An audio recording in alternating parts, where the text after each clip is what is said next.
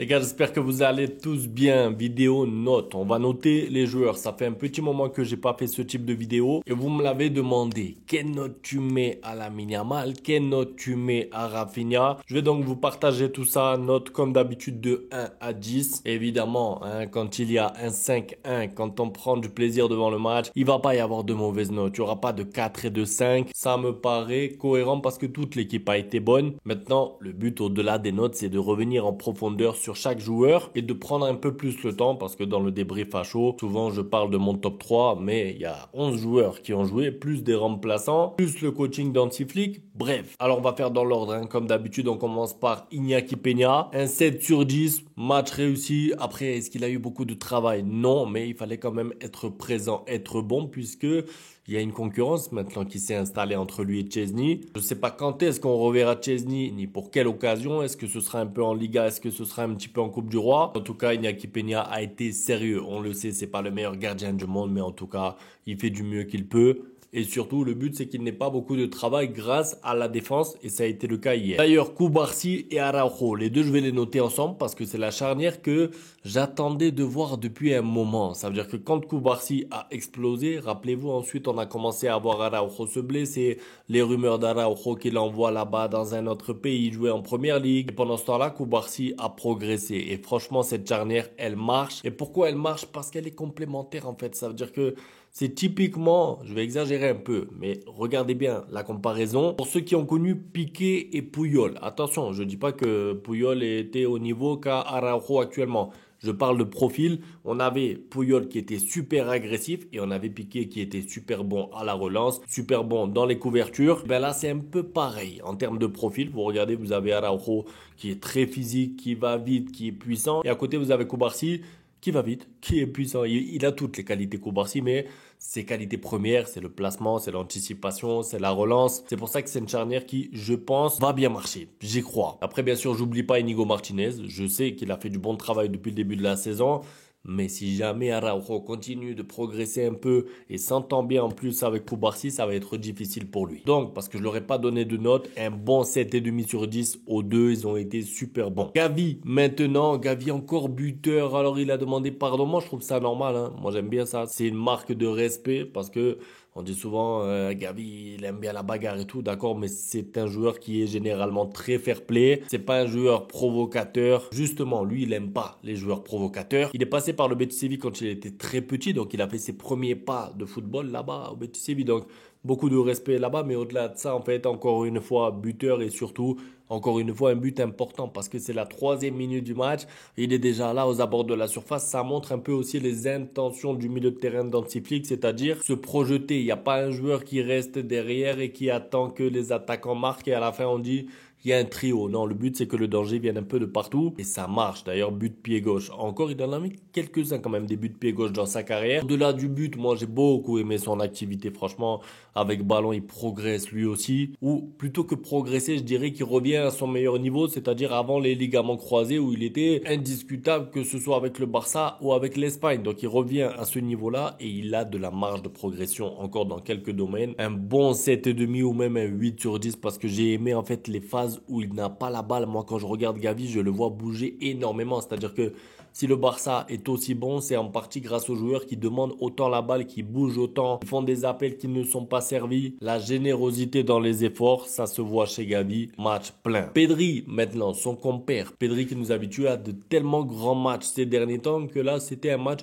attention, pas raté, mais un peu plus neutre. Voilà, il n'y a pas eu beaucoup d'actions de classe de Pedri.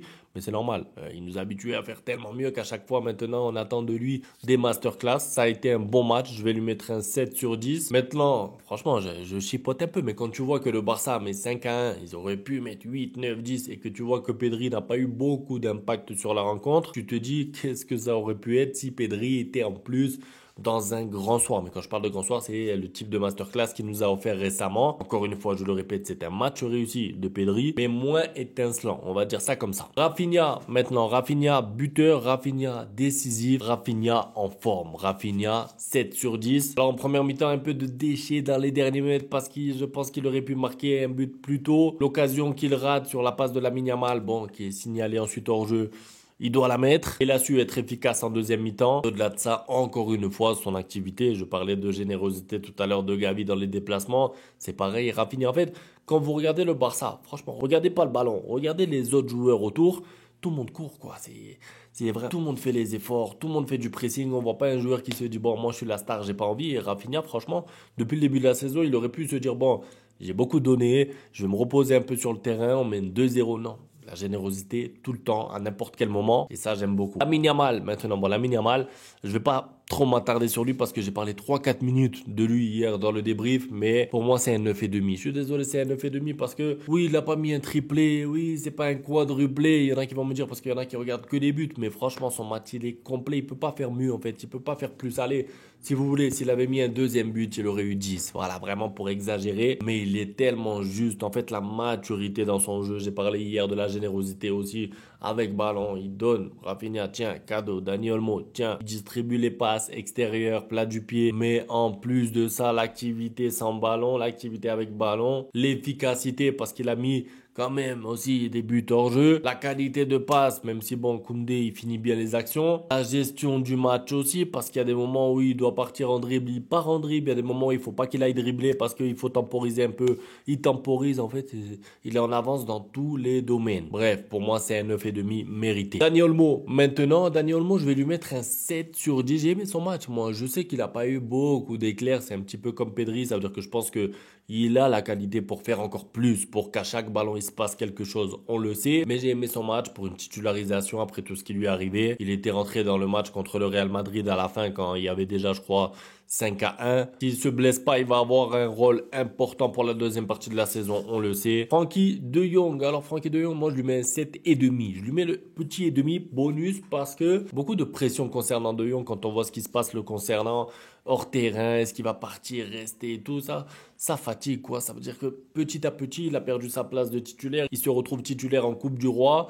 Ben, il le prend bien, il travaille, il fait un bon match, un match sérieux, pas une masterclass non plus. Il a fait beaucoup de matchs meilleurs que ça les saisons précédentes, mais ça fait quand même du bien de le voir à ce niveau-là. Je suis rassuré. Koundé Alves, Koundé Dani Alves, hein. Koundé c'est je sais pas ce qui lui arrive alors entre la passe, je sais pas ce qui est le mieux. Vous avez préféré quoi? La passe qu'il a fait contre le Real Madrid à Rafinha, la passe décisive ou les buts qu'il a mis? Je dis les buts parce que le pauvre il s'est fait refuser un but pour rien du tout. Il y avait hors-jeu. D'accord, on a compris. Donc Koundé, franchement, en fait, c'est sa connexion, quoi. La connexion avec Lamine Yamal, j'aime beaucoup. J'en avais parlé un peu déjà il y a quelques mois. Je crois que c'était en octobre quand déjà le Barça déroulait.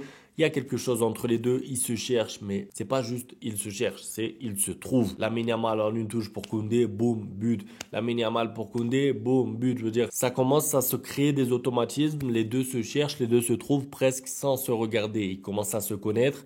Et ça fait que le côté droit du Barça est devenu un côté fort. Et ça paraît bizarre quand je vous le dis maintenant, mais revenez 2 ans en arrière s'il vous plaît, quand il n'y avait pas de côté droit. À gauche, on savait qu'il y avait Jordi Alba qui faisait le travail, mais ensuite à droite, rappelez-vous, on savait pas qui devait jouer, c'était Sergi Roberto, il n'y avait pas d'ailier, ou alors l'ailier, il allait à gauche. Il n'y avait pas de côté droit au Barça, toutes les actions, elles venaient à gauche. Et maintenant, le côté fort, c'est le côté droit. Et je termine par Gérard Martin. Moi, j'ai bien aimé son match, c'est un match correct. Je sais que lui, à chaque fois qu'il est titulaire dans la communauté, on a tendance à oh non, il est nul, oh non. Mais jugeons son match. Jugeons son match. Jugeons pas son niveau général, ni son début de saison, ni non. Jugeons juste son match.